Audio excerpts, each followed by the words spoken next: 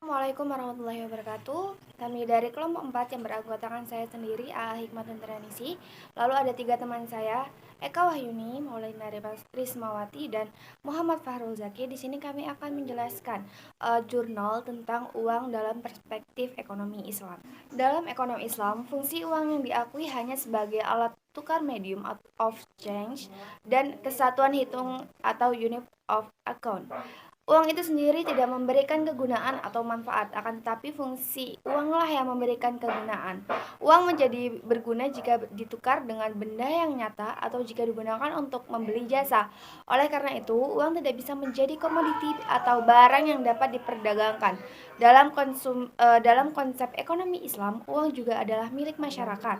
Barang siapa yang menimbun uang atau dibiarkan tidak produktif, berarti mengurangi jumlah uang beredar yang dapat mengakibatkan tidak jalannya perekonomian. Jika seseorang sengaja menumpuk uangnya tidak dibelanjakan, sama artinya dengan menghalangi proses atau kelancaran jual beli. Implikasinya proses pertukaran dalam perekonomian terhambat. Di samping itu, penumpukan uang atau harta juga dapat mendorong manusia cenderung pada sifat-sifat tidak baik seperti tamak, rakus, dan malas beramal, zakat, infak, dan sodakoh. Sifat-sifat tidak baik ini juga mempunyai imbas yang tidak baik terhadap kelangsungan perekonomian.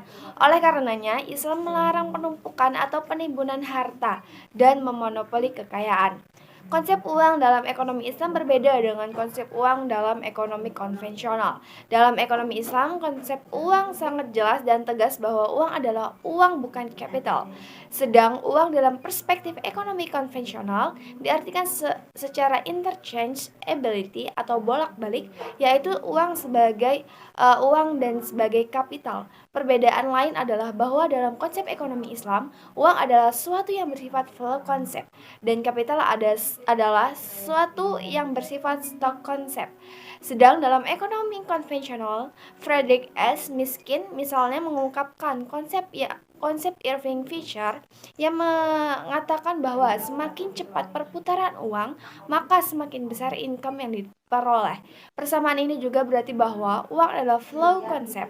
Fisher juga mengatakan bahwa sama sekali tidak ada korelasi antara kebutuhan memegang uang atau demand for holding money dengan tingkat suku bunga. Demikian penjelasan dari saya, dan penjelasan selanjutnya akan disampaikan oleh teman saya Maulina Rismawati. Baik, selanjutnya di sini saya akan melanjutkan yaitu materi mengenai perubahan fungsi uang. Menurut sistem ekonomi kapitalis, uang selain sebagai alat tukar, ia juga berperan sebagai komoditas yang bisa diperdagangkan. Sementara dalam ekonomi Islam itu tidak mengakui fungsi yang satu itu, yaitu fungsi sebagai komoditas, karena sistem kapitalis itu mengenal adanya 3 fungsi uang, yaitu medium of exchange, unit of account, and store of value. Sedangkan dalam ekonomi Islam hanya dikenal 2 fungsi, yaitu medium of exchange dan unit of account. Dalam Islam, fungsi pertama uang hanya berfungsi sebagai medium of exchange. Uang menjadi media untuk merubah barang dari bentuk yang satu ke bentuk yang lain. Nah, sehingga persamaan fungsi uang dalam sistem ekonomi Islam dan konvensional sebagaimana kita lihat di atas adalah uang sebagai alat pertukaran atau medium of exchange dan satuan nilai atau unit of account. Perbedaannya adalah ekonomi konvensional itu menambah satu fungsi lagi sebagai penyimpan nilai atau store of value yang kemudian berkembang menjadi motif money demand for speculation yang merubah fungsi uang sebagai salah satu komoditi perdagangan. Nah, Islam itu tidak mengenal konsep time value of money karena Islam itu mengenal konsep economic value of time yang artinya yang bernilai adalah waktu itu sendiri. Islam memperbolehkan penetapan harga tangguh atau bayar lebih tinggi daripada harga tunai. Zaid bin Ali Zainal Abidin bin Husain bin Ali bin Thalib, cicit Rasulullah Shallallahu Alaihi Wasallam, adalah orang yang pertama kali menjelaskan diperbolehkannya penetapan harga tangguh yang lebih tinggi itu sama sekali bukan disebabkan time value of money, namun karena semata-mata ditahannya hak si penjual barang.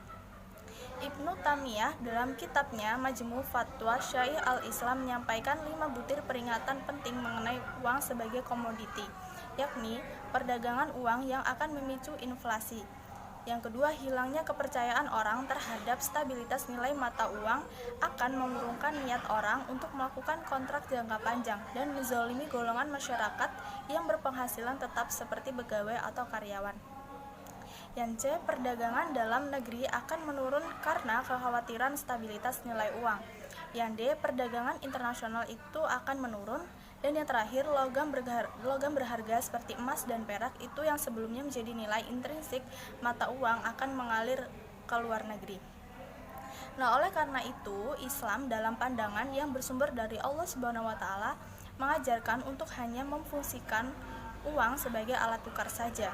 Dengan demikian, semakin banyak uang beredar, semakin banyak pula barang dan jasa yang diproduksi dan diserap pasar. Akibatnya, pertumbuhan ekonomi akan semakin meningkat tanpa adanya kekhawatiran terjadinya kolaps seperti pertumbuhan ekonomi dalam sistem kapitalis. Al-Ghazali juga mengatakan bahwa memperjualbelikan uang itu ibarat seperti menjarakan fungsi uang. Nah, mungkin itu yang dapat saya paparkan mengenai perubahan fungsi uang. Di sini saya akan melanjutkan presentasi dari kelompok saya dengan submateri uang dinar serta uang dirham menurut Islam. Penggunaan mata uang berdasarkan emas dan perak dinilai sangat stabil. Stabil karena dia tidak ada kaitan dengan penurunan nilai mata uang dan inflasi. Hal ini dikarenakan dinar dan dirham hanya memiliki dua harga atau nilai. Nilai akuntannya sama dengan nilai moneternya. Karena dinar dan dirham terbuat dari logam mulia yang bobotnya sama dengan nilai akuntannya. Nilai akuntan adalah nilai nominal resmi yang tertulis pada mata uang, kertas, atau logam. Sedangkan nilai moneter merupakan nilai hakiki atau intrinsik dari sebuah mata uang, yaitu nilai mata uang itu jika diukur dengan barang dan jasa yang mungkin didapat dengan satuan uang tersebut. Atau dengan kata lain, nilai moneter ini adalah daya beli dari sebuah mata uang. Ekonomi Islam mengajarkan nilai-nilai luhur yang universal. Dikatakan universal karena nilai-nilai luhur tersebut dapat diterapkan dalam setiap waktu dan tempat sampai hari akhir. Nilai-nilai tersebut diantaranya seperti keadilan, kemanfaatan atau maslahah, kebersamaan, kejujuran, kebenaran, keseimbangan, transparansi, anti-eksploitasi, anti-penindasan, dan anti-kezaliman. Semua nilai-nilai tersebut menjadi prinsip utama ekonomi Islam atau yang diistilahkan sawabit wa mutahirat atau principles and variables. Bahkan secara khusus dalam transaksi harus didasarkan pada prinsip rela sama rela. 4. Yaitu mata uang emas dan perak sebuah solusi. Ketika sistem moneter dunia menggunakan sistem emas, keadaan saat itu stabil dan jarang krisis. Namun, tak kalah sistem moneter internasional diganti dengan sistem pertukaran emas parsial, lalu diteruskan dengan uang kertas biasa semenjak tahun 1971. Dunia internasional sangat rentan krisis moneter. Jika suatu negara mengalami krisis moneter, krisis itu cepat menjalar dan menyerang ke negara-negara lain. Islam sebagai agama ideologi telah memiliki solusi komprehensif atas segala persoalan manusia termasuk dalam masalah standar keuangan. Berdasarkan penggalian para ulama, Islam menetapkan bahwa mata uang yang wajib digunakan oleh negara adalah mata uang emas dan perak. Mata uang emas dan perak memiliki keunggulan, yaitu yang pertama, pada saat mata uang kuat seperti dolar, Amerika Serikat kehilangan kepercayaan pada saat krisis. Orang tetap ramai-ramai memborong emas atau perak. Pasalnya, emas dan perak adalah komoditi sebagai komoditi lainnya, semisal seperti kambing, besi, atau tembaga. Yang kedua, yaitu sistem emas dan perak mampu menjamin kestabilan moneter. Yang ketiga, sistem emas dan perak mampu menciptakan keseimbangan neraca pembayaran antar negara secara otomatis untuk mengoreksi ketekoran dalam pembayaran tanpa intervensi bank sentral. Yang keempat, yaitu sistem emas dan perak mempunyai keunggulan sangat prima, yaitu berapapun kuantitasnya dalam satu negara, banyak atau sedikit akan mencukupi kebutuhan pasar dalam pertukaran mata uang. Yang kelima, yaitu sistem emas dan perak mempunyai kurs yang stabil antar negara.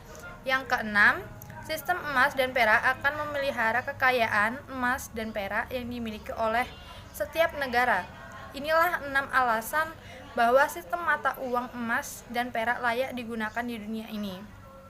Mungkin cukup sekian yang dapat kami sampaikan. Apabila ada kesalahan, kami mohon maaf. Kami akhiri. Wassalamualaikum warahmatullahi wabarakatuh.